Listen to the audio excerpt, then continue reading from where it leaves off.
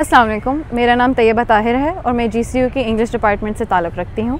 मैं अपने 7th semester में हूँ और जैसा कि आप जानते हैं इंग्लिश लिटरेचर की डिग्री में काफ़ी किताबें मिलती हैं पढ़ने के लिए, पर जो मैं अपनी साइड रीडिंग्स करती हूँ ख़ुद से, उनमें कुछ किताबें मुझे ऐसी मिलती हैं जो मैं सोचती हूँ मेरे कोर्स में होनी चाहिए।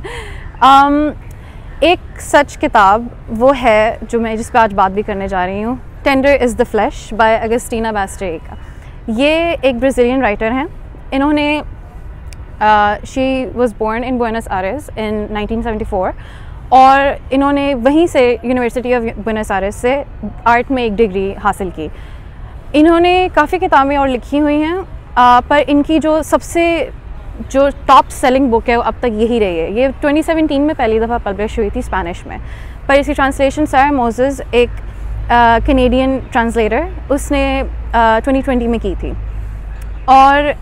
इस किताब को अब तक ओवर 25 लैंग्वेजेस में ट्रांसलेट कर लिया हुआ है और इसने काफ़ी इंटरनेशनल अक्लेम भी बहुत इसने हासिल किया है with news outlets such as The Guardian, The Washington Post, The New York Times और बहुत ज़्यादा। अब ये एक्चुअली एक टीवी सीरीज़ के लिए भी सिग्नल कर दी गई है। अब ये जो किताब है, ये कंटेंट वार्निंग्स में अगर आपको पहले इसकी दे दूं, because this is a book जो आपकी रोंगटे खड़े करेगी, आपको ये हो सकता है रुलाए भी, आपको डराएगी तो ज़रूर, क्योंकि ये है हॉरर बुक ही। और ये लेकिन वो वाला हॉरर नहीं है जिसमें आप कहें कि ओ अभी मतलब भूत आएगा और हमें डरा देगा। ये इसमें भूत असल में है इंसान। और ये जो बुक है it tackles the theme of cannibalism. अब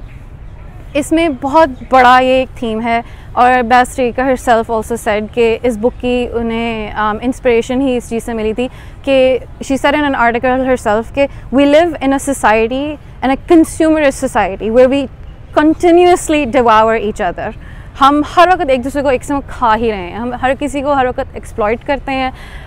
मॉडर्न स्लेवरी और मतलब ये जो अब वैसे जो कॉर्पोरेट ऑफिसेस जो आपको एक्सप्लॉइट कर रहे हैं, जिस तरह बहुत ज़्यादा एक बस एक दूसरे को चबा जाने वाला कॉन्सेप्ट है कि किल या बी किल्ड। तो उधर से ये ख़ुद क्योंकि एक वेजिटेरियन भी हैं, तो आप कह सकते हैं कि शायद उन्होंने इस एंगल से भी लिखी हुई है कि everyone should be vegetarian, but नहीं, वो इस एंगल से इतना नहीं है जितना वो है इस चीज़ के ऊपर कि हम किस तरह एक दूसरे को एक्सप्लॉइट करते हैं। अब जो मुझे जो कंटेंट वार्निंग्स मैं आपको अगर मैं दूँ तो एक तो ये है कि कैनिबलिज्म तो है ही है इसमें, पर इसके साथ साथ इसमें sexual assault, murder, paedophilia discuss हुआ है नहीं, बट डिस्कस भी हुआ है। और there is like child murders और मतलब everything horrible that you can think of जो इंसान करते हैं वो इसमें है। और बट अगर आप ये पढ़ेंगे तो आपको एहसास होगा कि ये जिस तरह उन्होंने डिस्क्राइब की है हर चीज़ इसके अंदर, वो जो तरीका है वो आपको एक मुतवज्जे कर देता है कि हम एग्जैक्टली हैं किधर, as a society, as humans हम इस वक्त किधर स्टैंड करते हैं। So first of all I'd like to talk about how this book, just what the synopsis and the summary of this book is. So this is set in dystopian fiction है, so it's set in a far future जहाँ पे animals have contracted a virus, जो इंसान अगर उन्हें खाते हैं तो वायरस इंसानों को भी होता है and then they die off। तो अब क्योंकि एनिमल्स एडिबल रहे नहीं हैं, और एज अ पाकिस्तानी मेरे लिए ये बुक इस वजह से भी बहुत इंटरेस्टिंग थी क्योंकि ब्राज़ील जो है वहाँ पे, जो अर्जेंटीना जहाँ की वो हैं, वहाँ पे I am so sorry also वो अर्जेंटीनियन राइटर हैं, ब्राज़ीलियन नहीं वो जो अर्जेंटीना में की जो सोसाइटी है वो भी बहुत मीट लविंग सोसाइटी है। और आपको ख़ुद पता है कि हमारे यहाँ भी जो भी कोई ख़ानदान में कोई दावत भी हो या कुछ हो तो हम ज़रूर गोश्त ही खिलाते हैं, क्योंकि हम समझते हैं गोश्त खाना इज़ एन एक्ट ऑफ एक प्रिविलेज है, ठीक है। और ये हम जो हैं अपनी मेहमान नवाजी हम मेज़बानी हम अच्छी कर रहे हैं,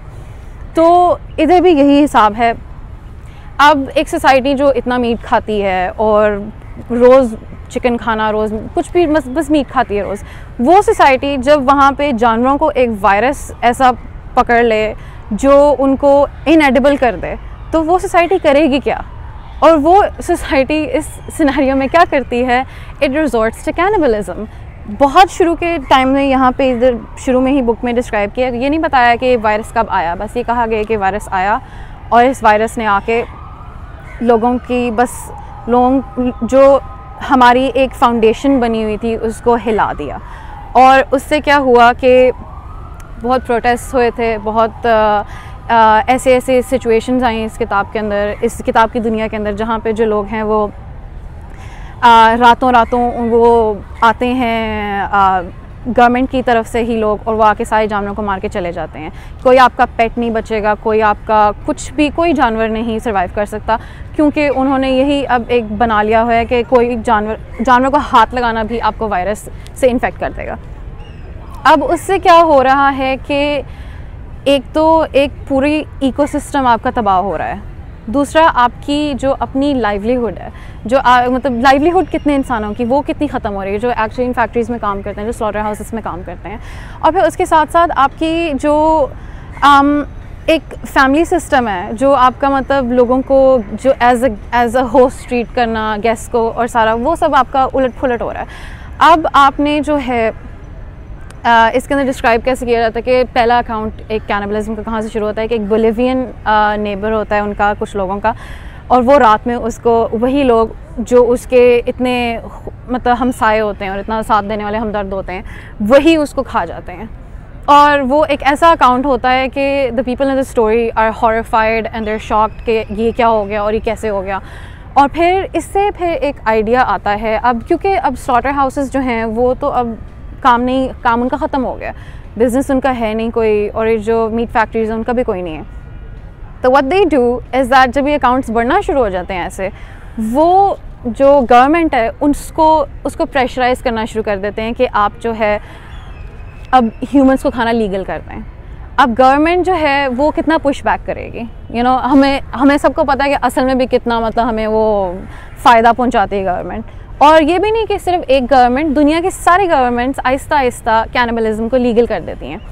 और उससे क्या होता है कि वही फैक्ट्रीज़ जहाँ पे आप पहले मुर्गी, बकरा, बैल, ऐसा हर जानवर आप ज़िबा करते थे, अब वहाँ पे आपने उसी तरह इंसानों को लटका दिया हुआ है। और ये बहुत ग्रूसम सा एक मतलब सीन है। और ये आई नो, ये डिस्क्राइब करते हुए मुझे भी याद आ रहा है जो मैंने जब ये पढ़ी थी तो मेरे ऊपर से उस वक्त क्या गुजर रही थी। क्योंकि इसमें कुछ ऐसे सीन्स हैं, मेरा इतना आपके मूड हो रहा है कि आप लोगों के लिए स्पॉइल करूं, लेकिन जो आप लोगों में से पढ़ना चाहता है वो फिर ही बुरा मानेगा। बट इसमें कुछ ऐसे सीन्स हैं कि हम मतलब बस मैं तो बुक साइड पर रख के थोड़ी देर के लिए दीवार की तरफ बस घूरती थी कि हो क्या गया है। और एक और इंटरेस्टिंग फैक्ट क्या है इस बुक का कि ये it's told through the eyes of a butcher. वही बंदा जो पहले जानवरों का कसाई था, अब वो इंसानों का कसाई है। और उसकी जो जिस फैक्ट्री में वो काम करता था, जिस स्लॉटर हाउस में, उसमें उसकी जो पहले ज़िंदगी थी और अब ज़िंदगी है after this transition, because they call this the transition from animals to humans. और ह्यूमंस का भी एक ऐसा सीन है कि वो उन्हें पता है वो जो करें गलत है, because what they do is that they name this meat as special meat. Human meat नहीं कोई भी कहेगा, मार्केट पे ऐसे तो नहीं बेचेगा ना ह्यूमन मीट कह के, तो स्पेशल मीट कहते हैं। और स्पेशल मीट में भी फिर वो लेवल्स हैं कि वो जो मीट है वो मतलब कौन सा सबसे ज़्यादा प्योर है, कौन सा सबसे जैसे हम बिल्कुल जानवरों के साथ करते हैं ना, आप समझ लो उसमें ये इंसानों के साथ हो रहा है। और ये अभी कोई बुरी ऐसी चीज़ शुरू भी नहीं हुई इसके अंदर, क्योंकि उन्होंने जैसे अब हम सब इस चीज़ से मतलब like we've been through the whole के जब बकरा ईद आती है तो हम सारे जो बकरे लेने जाते हैं तो हम यही होती है कि मतलब सबसे अच्छा बकरा लेना है और जो मतलब ऑर्गेनिक खाया हुआ बकरा लेना है और मतलब जिसका गोश्त अच्छा और ये और वो। और ऐसे ही इसके अंदर ह्यूमंस हैं जिनको वो हेड्स कहते हैं, वो जिनको वो ब्रीड करते हैं, उनका नाम हेड्स रखा हुआ है इस बुक में। और वो क्या करते हैं कि फर्स्ट जनरेशन प्योर हेड है, फिर वो वाला हेड है जो पैदा ही ब्रीड ही ऐसे हुआ है कि I don't even know how to explain this, क्योंकि ये इतनी ऐसी चीज़ है जो आप कभी खुद बैठ के सोच ही नहीं सकते हो। और जो ऑथर बैस्ट्रिका, अगस्टीना बैस्ट्रिका, उन्होंने भी यही कहा था कि लाइक ये एक ऐसी चीज़ थी जो मतलब she says that she is drawn two things जो हम नेचुरली नहीं सोचते इनके बारे में। और ये एक वाकई ऐसी चीज़ है क्योंकि इसमें वो जो फर्स्ट जनरेशन प्योर होते हैं उनके माथे के ऊपर, जैसे हम जानवर के माथे के ऊपर ब्रांडिंग कर देते हैं कि ये जो जानवर है ये इस तरह का है, खालिस है, ये नहीं है, ये प्योर है, नहीं है, ऐसे ही उस इंसान के माथे के ऊपर होती है। और वो जो होते हैं वो हेड्स जो होते हैं वो जिस कीमत पे वो बिकते हैं, जिस तरह का उनका गोश्त माना जाता है, इसी तरह जैसे जानवर का गोश्त माना जाता था वैसे ही हो जाता है। अब जो हमारा प्रोटैगनिस्ट है मार्को तेओस, वो अब एक खुद भी बहुत डिप्रेसिंग ज़िंदगी है उस बंदे की, और किस किस्म की कि इवन बिफोर द ट्रांजिशन उसकी life it was falling apart in a way, but transition के बाद it actually completely dead because his father, अब जो ज़ाहिर बात है कुछ लोग थे जो नहीं इस ट्रांजिशन को बर्दाश्त कर पाए। अब हर कोई तो नहीं बैठ के खाना शुरू हो जाएगा ना इंसान को, बिकॉज वो वाला जो कॉन्सेप्ट है कि you are what you eat, तो आप फिर क्या हो, मतलब does that make you human? फिर क्या आप ह्यूमन खा रहे हो, या डज द फैक्ट कि आप उस ह्यूमन को खा रहे हो मेक यू इन ह्यूमन? तो मतलब ऐसे कुछ सवाल और ऐसी कुछ मतलब जो एक कैफियत तारी हो जाती है इंसान पे। बहुत से लोग फिर इस सिचुएशन में दे कमिट सुसाइड और दे जस्ट गो इनसेन। और इसके जो मार्को है उसके अब्बू के साथ भी ये होता है कि he goes insane and he is put into a facility, जहाँ पे करेक्शनल फैसिलिटी भी नहीं, बस नर्सिंग होम टाइप होता है, जहाँ पे जो है मार्को वो the only reason he is working now is to afford his father's treatment. और he I don't remember if it was before the transition or after the transition, but he had a wife, Cecilia, जो अभी भी उसकी बीवी है. They haven't divorced, but they're separate because their son died. He was still born.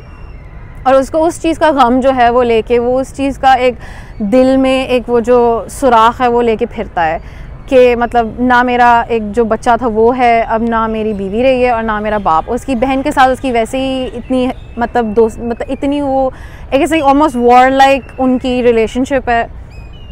And it's like कि जो Marco है he is just living day to day, just बस ऐसे ही जैसे वो कहते हैं ना हम तन्हा रूह, बस ऐसे कभी फ्लोट ही कर रही कहीं ना कहीं, बिल्कुल वैसे वो जी रहा है। और लेकिन हमें ना वो अब हम जब पढ़ रहे होते हैं ना, when I was reading this novel, शुरू में Marco seems like a good guy, like he seems better than the others, you know, but as the story progresses जो वो उसकी हरकतें होती हैं and the situations that he puts himself in are questionable to the point where we're like कि यार ये बंदा ये भी मतलब नहीं इतना सही जितना इसको हम समझ रहे थे सही होगा। क्योंकि अब obviously as readers भी हम यही करते हैं कि अगर कोई प्रोटैगनिस्ट हमें ऐसा दिया है कि इस पूरी दुनिया में एक जो आग लगी हुई है और बस एक बंदा है जो बीच में मतलब हमें सेन लग रहा है, हम भी उसके ऊपर क्लिंग करेंगे। We will cling on to him for a sense of normalcy कि यार ये पहले इतनी अजीब सी किताब है, पहले से इतनी अजीब सी दुनिया है, तो ये शायद नॉर्मल है, इसके साथ लग जाते हैं। लेकिन ऐसा वो भी ऐसी हरकतें करता है कि हम we are forced to even question him, और फिर as readers we also lost. फिर अब इसमें एक बहुत बड़ा थीम है डीह्यूमनाइजेशन का, जो कि ऑब्वियसली आप जब इंसान को इंसान ही नहीं मान रहे हो और ना आप उसको उसकी मतलब आप सोचें उन फैसिलिटीज़ में जो डिस्क्राइब किया गया है ना, जैसे उन्होंने इंसानों को रखा होता है, उनके वोकल कॉर्ड्स जो हैं वो निकाल दिए गए हैं ताकि वो चीख ना सकें उनकी। और जो कैमरा वुमेन है हमारी वो भी बेचारी इस वक्त घबरा रही है एंड आई एम श्योर कि आप बाकी सब भी मतलब ये सुन के हैरान हो गए और परेशान हो गए। और ये ना पूरी असल में commentary on the way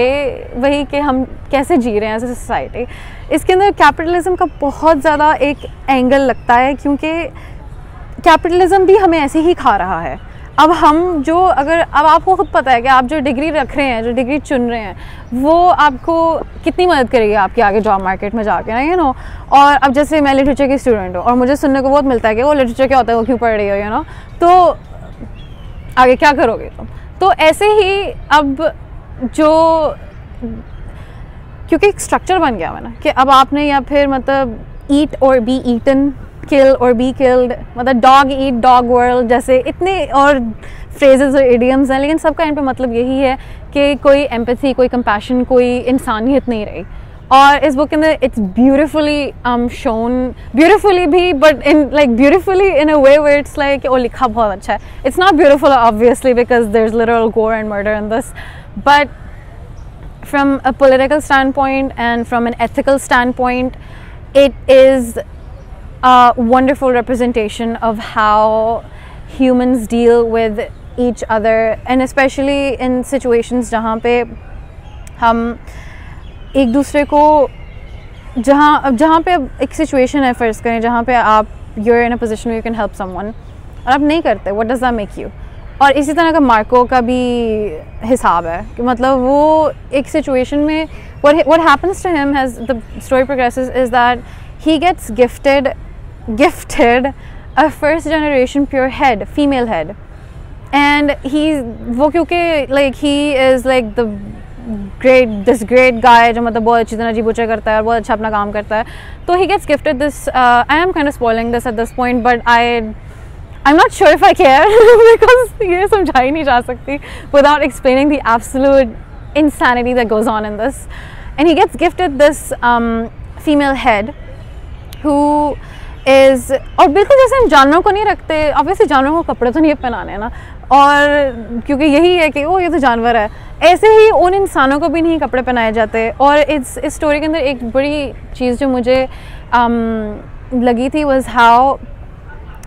industries ने एक दूसरे को इतना, क्योंकि इंडस्ट्रीज़ का ही रोब चल रहा है और इंडस्ट्रीज़ के रोब की ही वजह से इतना आगे पहुँचे हैं कि जी बस हमने अब कैनिबलिज्म तक आ जाना है. उसके साथ साथ फिर और इंडस्ट्रीज़, जैसे अम्ब्रेला इंडस्ट्री एक है, इसके अंदर बहुत डिस्क्रिप्शन है अम्ब्रेलास की, क्योंकि ऑब्वियसली आप सारे बर्ड्स को तो मार नहीं सकते हो, क्योंकि कितनों को आप उठा के मारोगे तो उड़ जाएंगे.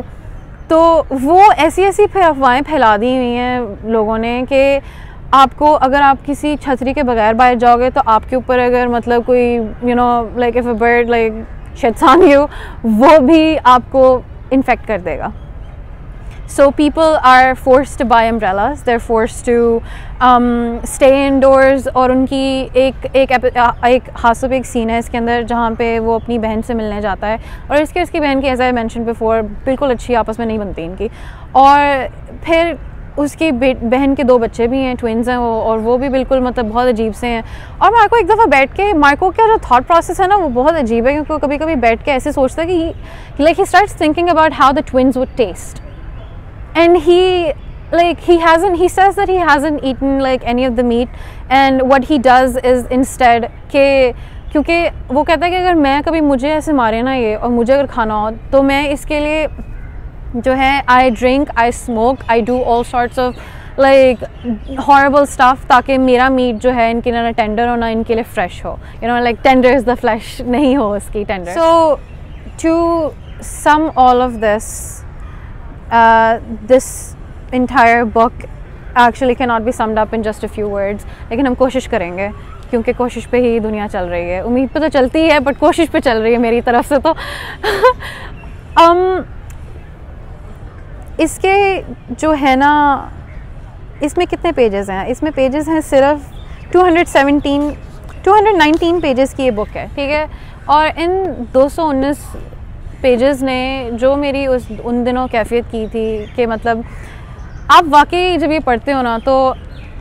मेरे से तो नहीं हुआ था, अगर आप मतलब हो थोड़े, if you can like digest all of this stuff, तो आप खा पाओगे गोश्त बाद में आराम से. मेरे से नहीं खाया गया था. For at least 2 weeks I had to like I abstain from eating meat, क्योंकि मुझे बार बार इस बुक के हॉरिफिक इवेंट्स याद आए जा रहे थे. और लोग और भी बहुत लोगों के साथ, बहुत सारे ऐसे लोग हैं जो एक्चुअली बाद में वीगन ही बन गए हैं इस बुक को पढ़ के भी. बट टू समराइज़ कि इसके जो थीम्स हैं जिन पे मतलब काफ़ी एक्सटेंसिव बात भी हो चुकी है, एक तो डिह्यूमनाइजेशन का थीम, फिर एक अनएथिकल जो ह्यूमन राइट्स का थीम, और जो ओवरऑल एक एटमॉस्फेयर और एनवायरनमेंट बन गई हुई है ऑफ लाइक दिस ट्रेड. क्योंकि एक सीन है where the protagonist is at a funeral, his father's funeral, spoiler, but his father dies, and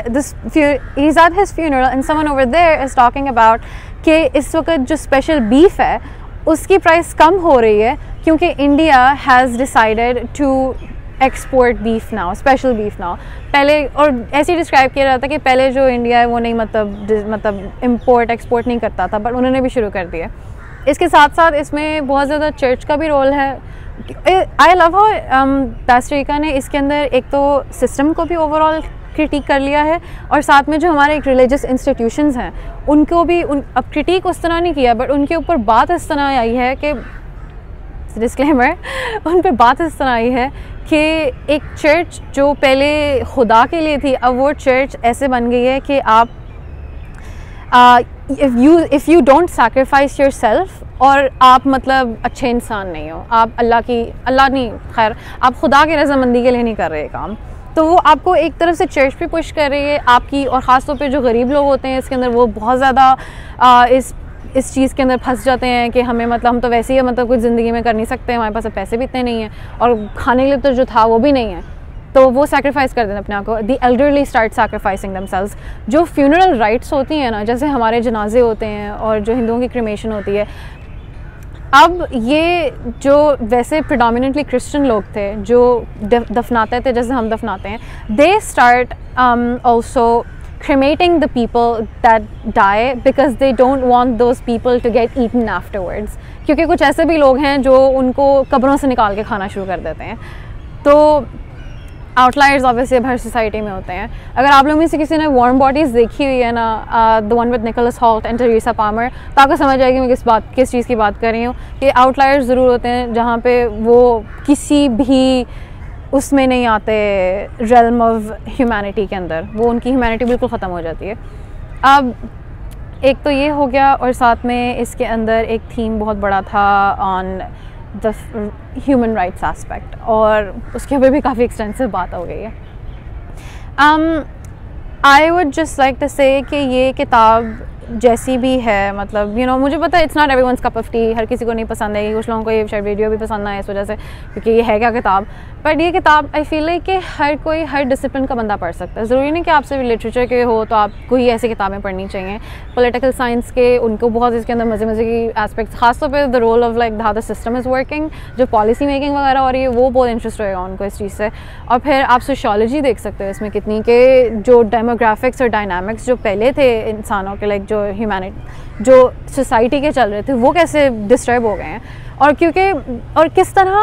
और फिर जो जिन लोगों को बहुत क्लाइमेट कॉन्शियस है ना जो लोग, उनको भी इसके अंदर बहुत ऐसी चीज़ें मिलेंगी, स्पेशली वो वाले जो इलीगल हंटिंग होती है उसके ऊपर, जिनको एज एवरीवन शुड बी, जो उसके अगेंस्ट हैं, क्योंकि इसके अंदर लिटरल जो अमीर लोग हैं वो इसके अंदर वैसे के वैसे ही हैं जैसे अब अमीर लोग हैं। वो इंस्टेड ऑफ हंटिंग एनिमल्स अब दे हंट ह्यूमंस, उन्होंने लिटरली गेम रिजर्व्स बनाए हैं where they start hunting these people. अब तो ये हर डिसिप्लिन, हर मेजर, हर किस्म के बंदे के लिए किताब है मेरी तरफ से। तो अनलेस आप वाकई नहीं पढ़ सकते, दैन इट्स completely fine, आपको मतलब no pressure, but I would recommend this book for all of those reasons that I have mentioned in this entire video, and the fact कि ऐसी किताबें पढ़ने से आपको नुकसान नहीं होता। आप अगर आप सिर्फ इस वजह से ही पढ़ रहे हैं ना कि चलो मैं कुछ सीख लूँगी, तो आप वाकई सीखोगे इससे, एंटरटेनमेंट तो मिलती है, लेकिन आपको इट लीव्स यू थिंकिंग। कुछ किताबें होती हैं जो आपको बिल्कुल, आप जो आखिरी पेज जब मैंने जब बंद किया है ना, जब बुक बंद की, तो मैं सोच में पड़ गई कि बस आप सोच में पड़ जाते हो। और ख़ास तौर पे जो इसकी लास्ट लाइन है, वो मैं स्पॉइल नहीं करूँगी, पर उसकी जो लास्ट लाइन है वो आपको बहुत ऐसी, it's a web of the entire book in a way, like पूरा वो जैसे मकड़ी का जाला है ना, बस ये समझ लो मार्को और जो बाकी कैरेक्टर्स हैं, सर्गियो, गैब्रिएला, उसकी वाइफ सिसिलिया, उसकी बहन, सारे जो कैरेक्टर्स हैं, they're in this web of lies, of hypocrisy, of just overall apathy, क्योंकि हमारा जो मेन कैरेक्टर है वो भी बहुत एपैथेटिक हो जाता है। He does things where you would end up judging him even more than you would जज the people who eat this meat. मतलब आपको वो इतना मुझे तो एक पॉइंट तक वाकई बहुत बुरा लगना शुरू हो गया था फिर, but that is the point, because he is not the hero of the book. आप ये बुक इसलिए ना पढ़ें कि आपको कोई हीरो मिलेगा जो इस सब को ठीक करेगा। आप बुक ये ऐसे देखें कि समझ लें कि जैसे एक पैरेलल यूनिवर्स है और उसके अंदर ये हो रहा है, और जैसे हम अभी चल रहे हैं ऐसे ही वो भी चल रहा है, और उसको कोई रोक नहीं सकेगा, क्योंकि एक सिस्टम है। अब हम इस सिस्टम को रोक नहीं सकते। We can just live through it and we can make the most out of it, most out of what we have essentially. Thank you so much for watching this video, और I hope कि आप लोग ये book पढ़ो, क्योंकि मैं तो इसको 10 out of 10 दूँगी, और हो सकता है कुछ पॉइंट्स में 8 out of 10 भी दूँ, लेकिन ये बहुत अच्छी किताब है और आपको ये जो है पढ़नी भी चाहिए और इससे सीखना भी चाहिए कुछ। और मज़ा भी लेना चाहिए, क्योंकि at the end of the day reading हम करते ही किस लिए, मज़े के लिए ज़्यादातर करते हैं। And thanks again for watching, and I hope you like this video. I hope it was helpful. I hope ये आपके लिए एक अच्छा एक step बन सकती है towards reading more books like this. Thank you to GCU Book Club for presenting me with this opportunity. It was really fun. मुझे बहुत अच्छा लगा है, और and I hope कि मैं दोबारा आप लोगों के इस esteemed book club की एक और किसी बुक के ऊपर रिव्यू में दे पाऊँ, क्योंकि मुझे बहुत मज़ा आया आज, और आई होप आप सबको मज़ा आया हो ये देखने का। And please do like, share and subscribe to this channel, और ये आप अच्छे अच्छे कमेंट्स भी छोड़ दें, और अगर आपको कोई सवाल अगर हैं तो वो भी छोड़ दें, हो सकता है हम रिप्लाई भी कर दें इनको। But I hope you enjoyed, and I hope you do enjoy reading whatever you are reading. And okay, that is all from my side, and bye bye.